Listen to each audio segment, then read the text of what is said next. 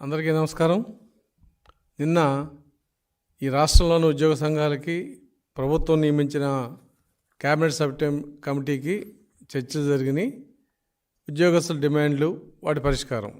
అంటే నిన్న జరిగిన చర్చల్లోనే ఇది పరిష్కారం వస్తుందని చెప్పి ఎవరో అనుకోరు, కానీ చర్చలు జరిగిన విధానం అయితే ప్రభుత్వం, ఉద్యోగ సంఘాలు ఇద్దరు సిగ్గుపడాలి. క్యాబినెట్ సబ్ కమిటీలో ఎవరు మెంబర్సు?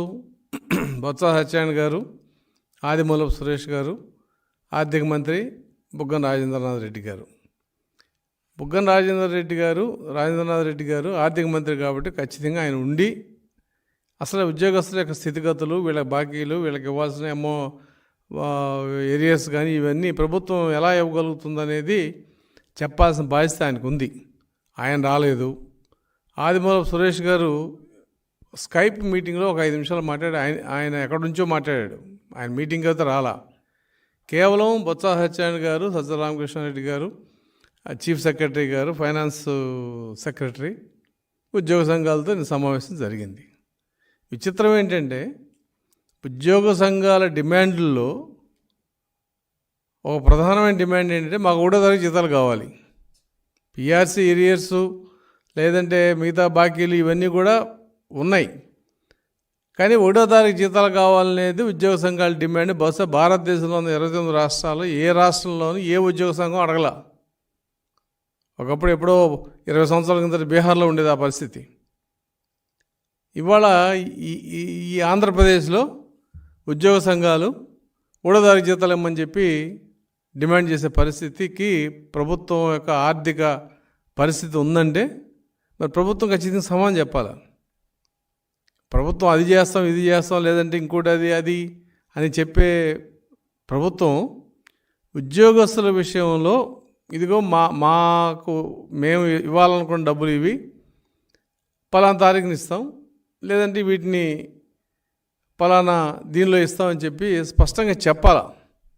కానీ నిన్న ఆర్థిక శాఖ సెక్రటరీ కేవీ సత్యనారాయణ గారు చెప్పిన అంకెలు కనుక విన్న ఉద్యోగ సంఘాలు వాళ్ళు కూడా ఆశ్చర్యపోతున్నారు. ఏంటి అసలు ఈ ప్రభుత్వం మమ్మల్ని ఎక్కడ ముంచుద్దని. ఇవాళ మీడియాలో వచ్చిన రిపోర్ట్స్లో అధిక భాగం అంటే జీపీఎఫ్ అమౌంటు, ఏపీజీఎల్ఐ అమౌంటు,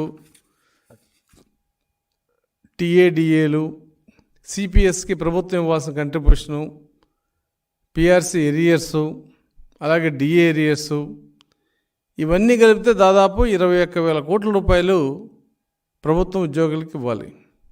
అసలు ఇస్తుందా ఈ ప్రభుత్వం? ఈ ప్రభుత్వం దగ్గర ఇది ఉందా అంటే నిన్న బొత్స సత్యనారాయణ గారు చెప్పడం, కొన్ని అయితే మేము మార్చి 31 చెల్లిస్తాం అంటున్నారు. ఆ కొన్ని ఏంటి? జీపీఎఫ్ సంబంధించి ఒక 880 కోట్లు, ప్రభుత్వ ఉద్యోగులకు వచ్చి రావాల్సిన ఇన్సూరెన్స్ ఏపీజీఎల్ఐ ఒక 300 కోట్లు, అలాగే ఉద్యోగులకు రావాల్సిన టీఏడిఏలు, అలాగే పోలీసుకు రావాల్సిన సరెండర్లు ఒక 500 కోట్లు, మెడికల్ రీఎంబర్స్మెంట్ బిల్సు, ఇలా కొన్ని అమౌంట్లు మేము మార్చిలోపు ఇస్తామని చెప్పి అన్నారు. ఈ అమౌంట్లన్నీ కలిపితే 5,500 కోట్లు అవుద్ది.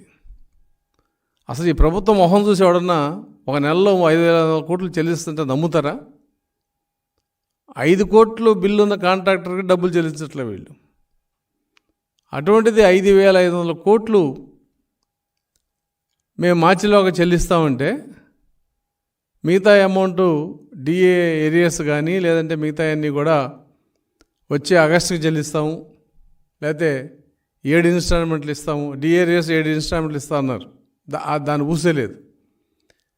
కాబట్టి ప్రభుత్వాన్ని నమ్మడం ఎలా? అసలు ప్రభుత్వం ఉద్యోగస్తుల విషయంలో ఇదిగో మాకు ఈ బాకీలు ఉన్నాయి అయినా వైట్ పేపర్ రిలీజ్ చేయాలా? ఉద్యోగస్తుల సంఘాలకు కూడా తెలియాలి ఇది. నిన్న ఆర్థిక శాఖ కార్యదర్శి చెప్పేదాకా ఇంతంత అమౌంట్లు ఉన్నాయని ఉద్యోగ సంఘాలకు కూడా తెలియదు. ఎందుకు తెలియదు అంటే ఇవాళ మొత్తం సిఎఫ్ఎంఎస్లో ఉంది, ఎవరు బిల్స్ వెళ్తున్నాయో ఏంటో తెలియదు. సిఎఫ్ఎంఎస్లో ఎన్ని ఆగి ఉన్నాయి, ఏ హెడ్ కింద ఎంత ఉన్నది అక్కడ తెలియాల్సింది తప్ప ఉద్యోగ సంఘాలకు కానీ లేదంటే వేరే డిపార్ట్మెంట్లో కానీ ఈ సమాచారం తెలుసుకునే అవకాశం లేదు. మరి నేను ఆర్థిక శాఖ కార్యదర్శిగా ఈ విషయాలు చెప్పిన తర్వాత ఉద్యోగ సంఘాలు కూడా అనుమానపడుతున్నాయి, అసలు ఈ డబ్బులు వస్తాయా అని.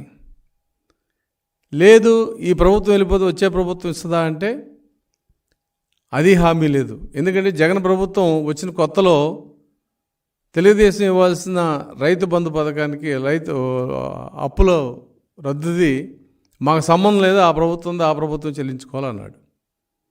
మేము కూడా ఒకటి అడుగుతున్నాం, మిస్టర్ జగన్మోహన్ రెడ్డి, నీకు మార్చి 31 డెడ్లైన్, అది నీకు తెలుసు, మాకు తెలుసు. తర్వాత ఎలక్షన్ కోడ్లో ఉంటాం, ఎవడ రూపాయి ఇచ్చేది లేదు, చెల్లించేది లేదు. నీ ప్రభుత్వం ఇవ్వాల్సిన బకాయిలన్నీ, ఉద్యోగస్తులే కాదు మిగతా బకాయిలన్నీ నువ్వు చెల్లించి వెళ్ళాలి. ఇది సాధ్యమా అసాధ్యం అనేది పక్కన పెడితే, ఉద్యోగస్తుల విషయంలో ప్రభుత్వం ఆచితంగా ఇచ్చిన డబ్బు ఒక్కట్లేదు. ఒక్క అమౌంట్ ప్రభుత్వం ఇదిగో మేము ఇవాళ ఏదో వాలంటీర్లకి మేము ఇన్సెంటివ్స్ 250 కోట్లు 500 కోట్లు చేస్తున్నాం అన్నారు ఇన్సెంటివ్ని. అలా ఇచ్చిన డబ్బు ఇందులో ఏం లేదు. జీపీఎఫ్ ఉద్యోగస్తులు దాచుకున్న డబ్బు, ఇన్సూరెన్స్ ఉద్యోగస్తులు దాచుకున్న డబ్బు, డిఏ ఏరియర్స్ భారతదేశంలో కేంద్ర ప్రభుత్వం సహా అందరూ ఇస్తున్నారు, నువ్వు కొత్తగా ఇచ్చేదేం కాదు.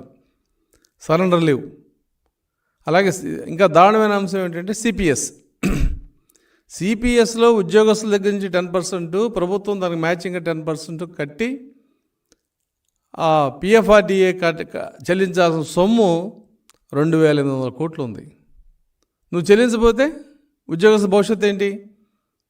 వాళ్ళ అకౌంట్లో ఈ అమౌంట్ పడపోతే రేపొద్దున వాళ్ళకి ఈ అమౌంట్ చెల్లించే బాధ్యత పిఎఫ్ఆర్డిఏ తీసుకోదు. మరి ఇన్ని బాకీలు మీరు చెల్లించకుండా వెళ్ళిపోతే ఏ ప్రభుత్వం తీసుకుంటుంది బాధ్యత? మనం వచ్చిన కొత్తలో అదే చెప్పావు కదా, మాకు సంబంధం లేదు, ఏ ప్రభుత్వం ఆ ప్రభుత్వం చెల్లించాలని. మరి ఇవాళ నేను మార్చిలోపు చెల్లిస్తాను అంటే ఎలా నమ్మేది? ఏ నెలకు ఆ నెల నువ్వు 4,000 5,000 కోట్ల అప్పులు తెచ్చి జీతాలు ఇచ్చే పరిస్థితి రాష్ట్ర ప్రభుత్వం ఉంటే, మార్చిలోపు 5,500 కోట్లు ఉద్యోగస్తులకు కేవలం ఉద్యోగస్తులకు ఇస్తానంటే నమ్మటానికి మరి ఉద్యోగ సంఘాలు దీన్ని ఎలా పరిగణిస్తాయో తెలియదు. కానీ వాళ్ళకు కూడా నా విన్నపం ఏంటంటే, మీరు సమయం లేకుండా నోటీస్ ఇచ్చి, మరి నేను బొత్స సత్యనారాయణ గారు ఒక మాట అన్నాడు ఆఫ్ ది రికార్డు, మీరు పీక మీద కత్తి పెడితే పనులు అవ్వు అని. అలా ప్రభుత్వానికి పీకల మీద కత్తి పెట్టి ఏదైనా ఒక పిఆర్సీ నియామకమో ఐఆర్ కావాలన్నారు. ఐఆర్ కావాలంటే అసలు పిఆర్సీ కమిషనర్ ఇంతవరకు ఒక్కసారి కూడా సమావేశం జరపలా. అయితే ప్రభుత్వం నిర్ణయం తీసుకుని ఇదిగో నేను ఇంత పర్సంటేజ్ ఐఆర్ ఇస్తానంటే ఓకే, బాగానే ఉంటుంది. ఇటువంటి పరిస్థితుల్లో ఈ ప్రభుత్వం చెప్పే విషయాలను ఉద్యోగ సంఘాలు ఎంతవరకు నమ్మాలి? ఉద్యోగ సంఘాలు కూడా చెక్ చేసుకోవాలా, ఈ ప్రభుత్వం చెప్పే దాంట్లో నిజాయితీ ఎంత ఉంది, నిజంగా మార్చి 31 లోపు 5,500 కోట్లు చెల్లించగలుగుతుందా? మీ డిమాండ్లో ఏముంది? ఎవ్రీ మంత్ ఫస్ట్కి మా జీతాలు కావాలని ఉంది. అంటే ఎవ్రీ ఫస్ట్కి జీతాలు ఇవ్వలేని పరిస్థితిలో ఉన్న ప్రభుత్వం 5,500 కోట్లు మేము చెల్లిస్తాము అంటే అది నమ్మితే నమ్మినోడు తప్పు కానీ చెప్పినోడు కాదు. కాబట్టి ఉద్యోగ సంఘాలు కూడా చెక్ చేసుకోవాలా. ఈ ప్రభుత్వం సిపిఎస్ రద్దు చేస్తుంటే నమ్మారు, ఈ ప్రభుత్వం ఏదో రెగ్యులేట్ చేస్తుంటే నమ్మారు, అసలు ఈ ప్రభుత్వం ఉద్యోగస్తులకు అరచేతిలో వైకుంఠం చూపిస్తుంటే నమ్మి ఒక నాయకుడు అయితే మేము 2 చేతులు జగన్ గారికి ఓటేసామని చెప్పాడు. దాని ఫలితం ఇవాళ మీరు ఫేస్ చేయాల్సిందే. ఈ ప్రభుత్వం ఉంటుందా పోద్దా, వచ్చే ప్రభుత్వం ఏం చేస్తుందనేది అసందర్భమే. కానీ మీరు ప్రభుత్వంతో పోరాడే విధానం అయితే ఇది కాదు. జేఏసీ చైర్మన్ బండి శ్రీనివాసరావు గారు ఫిబ్రవరి 29 రిటైర్ అవుతున్నాడు.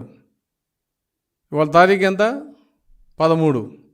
అంటే 16 రోజుల్లో రిటైర్ అవుతున్నారు. నువ్వేం ఉద్యమం చేస్తావు? నీ ఉద్యమంలో నిజాయితీ ఉంటుందా? నీ ఉద్యమం నిన్ను నమ్మే ఉద్యోగస్తులు వెనకాల వస్తారా? ఇప్పుడు పిఆర్సీ వేయలేదు, పిఆర్సీ వేస్తే నేను ఊరుకోను, వేసే వరకు మేము ఊరుకోనంటే అది అడ్మినిస్ట్రేటివ్ జీవో కాబట్టి ప్రభుత్వం ఇవ్వచ్చు. లేదు పిఆర్సీ కమిషన్ వేసి సంవత్సరం అయింది, సంవత్సరంన్నర అయింది, మాకు ఐఆర్ ఇవ్వట్లేదు, ఐఆర్ ఇవ్వండి అంటే ఇవ్వచ్చు. కానీ ఎన్ని డిమాండ్లు, 21,000 కోట్ల రూపాయలకి సంబంధించిన డిమాండ్లని నువ్వు 15 రోజులు రిటైర్ అవుతూ హడావిడిగా నోటీస్ ఇచ్చేసి మేము ఉద్యమం చేస్తామంటే ప్రజలు కూడా నమ్మట్లా. నేను చాలామంది ఉద్యోగ సంఘాలతో మాట్లాడితే ఏదో ఆయన రిటైర్మెంట్ కోసం ఆయన ఇచ్చుకుంటున్నాడన్నా, దీన్ని మేమైతే నమ్మలేమని చెప్తున్నారు. ప్రభుత్వం అలాగే ఉంది, ఉద్యోగ సంఘాలు అలా ఉన్నాయి. నలిగిపోతుంది ఎవరు? ఉద్యోగస్తులు. జీపీఎఫ్ అడ్వాన్సులు కానీ జీపీఎఫ్ పార్ట్ ఫైన్లు కానీ 880 కోట్లు ఉద్యోగస్తులు రావాల్సిందంటే బండి శ్రీనివాస గారికి నొప్పి లేదు, బొత్స సత్యనారాయణ గారికి కూడా నొప్పి లేదు. కానీ ఒక ఆరోగ్యం నిమిత్తమో, పెళ్లి నిమిత్తమో, ఎడ్యుకేషన్ నిమిత్తమో నాకు 4 లక్షలు 5 లక్షలు నా జీపీఎఫ్లో డ్రా చేసుకుంటా అన్న ఉద్యోగి ఆ డబ్బులు రాకపోతే అతని పరిస్థితి ఏంటి? ఈ నాయకత్వం అది ఎప్పుడు ఆలోచించిందా? ఊరినే బయట వచ్చి మైకుల మీద మాట్లాడతాం కాదు కదా. ఉద్యమం నువ్వు ఎప్పుడు నిర్ణయించాలి? నెల రోజుల్లో నోటిఫికేషన్ వస్తుంటే వాళ్ళ ఉద్యమం నిర్మిస్తారా? పోనీ నాయకత్వం బలం ఏంటి? నువ్వు రిటైర్ అయిపోతున్నావు 16 రోజుల్లో, నువ్వు ఉద్యమం ఏం చేస్తావు? నువ్వు రిటైర్ అయిన ఉద్యమం చేయడానికి లేదు కదా. కాబట్టి ఇటువంటి మిస్మ్యాచింగ్ పద్ధతుల్లో ఉద్యోగ సంఘాలు ఉండటం కూడా అంత ఆరోగ్యం కాదు. మీరు ఆలోచించాల్సింది ఒక సామాన్య ఉద్యోగి యొక్క ప్రయోజనం. ఇన్సూరెన్స్, రిటైర్ అయితే వచ్చే డబ్బు అది రాలా, అది దాదాపు 313 కోట్లు ఉంది. అలాగే ఉద్యోగస్తులకు రావాల్సిన, అందులో ప్రధానంగా పోలీసులు రావాల్సిన టీఏ 274 కోట్లు ఉంది. 2021-22 నుంచి సరెండర్ లీవ్లు 2,100 కోట్లు ఉంది. అందులో పోలీసులకి 500 కోట్లు ఉంది, అది మేము చెల్లిస్తామని చెప్తున్నారు. కాబట్టి ఈ రకమైన అరాచకం, ఆర్థిక అరాచకం, దీన్ని ఇంతకంటే వేరే పదం లేదు. ఒక క్యాబినెట్ సబ్ కమిటీ కూర్చున్నప్పుడు, ఇది మొదటి సిట్టింగ్ కాబట్టి ముగ్గురు కూర్చుని, అందులో ప్రధానంగా ఆర్థిక శాఖ మంత్రి ఉండి, ఇదిగో ఆర్థికంగా మేము ఇది చేయగలుగుతాము, ఇది చేయలేకపోతున్నాము, లేదా దీన్ని పలానా దీనిలో చేస్తామని ఆయన చెప్తే దానికి క్రెడిబిలిటీ ఉంటుంది. బొత్స సత్యనారాయణ గారు చెప్పిన దాన్ని ఎవడు తప్పు పట్టడు. కానీ ఆర్థిక శాఖ మంత్రి గారికి ఉన్న ఆ నాలెడ్జ్, ఆయన శాఖలో ఏం జరుగుతుందో ఆయనే చెప్పాలా. బొత్స ఆయన శాఖలో ఏం జరుగుతుందో ఆయన కూడా తెలియదు కాబట్టి ఆయన కూడా దాటేసేయడం సమావేశం, ఆయన సమాధానం చెప్పాలా. చీఫ్ సెక్రటరీ ఉన్నా, ఫైనాన్స్ సెక్రటరీ ఉన్నా, సకల సలహాదారుడు సజ్జల రామకృష్ణారెడ్డి గారు ఉన్నా, ఆయన శిష్యుడు ఇంకో సలహాదారుడు చంద్రశేఖర్ రెడ్డి ఉన్నా, ఎవడు ఉద్యోగ సంఘాల పక్షాన మాట్లాడలేదు. వాళ్ళు ప్రభుత్వంలో ఉన్న పరిస్థితులు, ప్రభుత్వానికి ఉన్న ఇబ్బందులు మాత్రమే అక్కడ చెప్పడం జరిగింది. బొత్స సత్యనారాయణ గారి మట్టికి ఆఖరిలో ఆయన ఆఫ్ ది రికార్డు, మీరు ఇప్పుడు వచ్చి పీక మీద కత్తి పెడితే ప్రభుత్వం ఏం చేయలేదని చెప్పడం జరిగింది. ఆయన మళ్ళీ కూర్చుందాం మాట్లాడదాం. మళ్ళీ కూర్చుని మాట్లాడదామంటే ఏం మాట్లాడతారు? విషయం డబ్బులతో సంబంధించింది, డబ్బులు చెల్లించాలి, జీపీఎఫ్ బిల్స్ చెల్లించాలి, ఏపీజీఎల్ఐ బిల్స్ చెల్లించాలి. చివరికి ఉద్యోగస్తులు కంట్రిబ్యూషన్ చేసే మెడికల్ రీఎంబర్స్మెంట్ కూడా దాదాపు 118 కోట్లు ఉంటే ఆ బిల్స్, ఆ రీఎంబర్స్మెంట్ కూడా ప్రభుత్వం చేయట్లేదు. అంటే ఉద్యోగస్తులు కంట్రిబ్యూట్ చేసిన అమౌంట్ చెల్లించినా కూడా సగం బిల్స్ అయిపోతాయి. ఇవాళ ఆరోగ్యశ్రీకి హాస్పిటల్స్ అన్నీ కూడా మేము చేయమని చెప్పి, అందులో ఉద్యోగస్తులు ఈహెచ్ఎస్ కూడా మేము చేయమని చెప్పి హాస్పిటల్స్ అన్నీ చెప్పినాయి. కాబట్టి ఇదొక ప్రహసనంలాగా, అటు ప్రభుత్వం, ఉద్యోగ సంఘాలు ఉద్యమాన్ని ప్రహసనంలాగా చేసే ప్రమాదం ఉందని చెప్పి కింద స్థాయి ఉద్యోగ సంఘాలు కానీ ఉద్యోగస్తులు కానీ వాపోతున్న పరిస్థితి వాళ్ళ ఆంధ్రప్రదేశ్లో ఉంది. కాబట్టి ప్రభుత్వాన్ని మేము డిమాండ్ చేసేది ఏంటంటే, మీరు అసలు ఉద్యోగస్తులకి ఏ హెడ్లో ఎంతెంత బాకీ ఉందనేది ఒక వైట్ పేపర్ రిలీజ్ చేయాలి. ఎప్పుడు ఇస్తారని తర్వాత సంగతి. అసలు ఉద్యోగస్తులకి ఫ్యాక్ట్ ఫైండింగ్ తెలియాలి. సంఘాలు కూడా దాన్ని డిమాండ్ చేయాలి. మీరు గతంలో పిఆర్సీ అప్పుడు ప్రభుత్వం ఒక నోట్ ఇచ్చింది, ఇదిగో మా ఇన్ని శాఖల్లో ఇన్ని ఉద్యోగాలు మేము ఇచ్చాము, ఇంతమందికి పెంచాము, ఇదిగో ఇది చేయబోతున్నాం అని చెప్పి ఒక నోట్ ఇచ్చింది చీఫ్ సెక్రటరీ గారు సంతకం పెట్టి. అలా ఇవాళ వీళ్ళు ఇచ్చిన డిమాండ్ల మీద మీరు కాంట్రాక్ట్ ఉద్యోగస్తులను రెగ్యులేట్ చేయట్లేదు, లేదంటే జాబ్ క్యాలెండర్ అన్నారు అది లేదు. అవన్నీ ఉద్యోగ సంఘాలు మాట్లాడకపోయినా ఉద్యోగ సంఘాలు మాట్లాడే ఆర్థిక అంశాల మీద ప్రభుత్వం ఖచ్చితంగా వైట్ పేపర్ రిలీజ్ చేయాలని చెప్పి మాజీ ఉద్యోగ సంఘ నాయకుడిగా తెలుగుదేశం పార్టీ ఎమ్మెల్సీకి కూడా నేను గవర్నమెంట్ని డిమాండ్ చేస్తున్నా.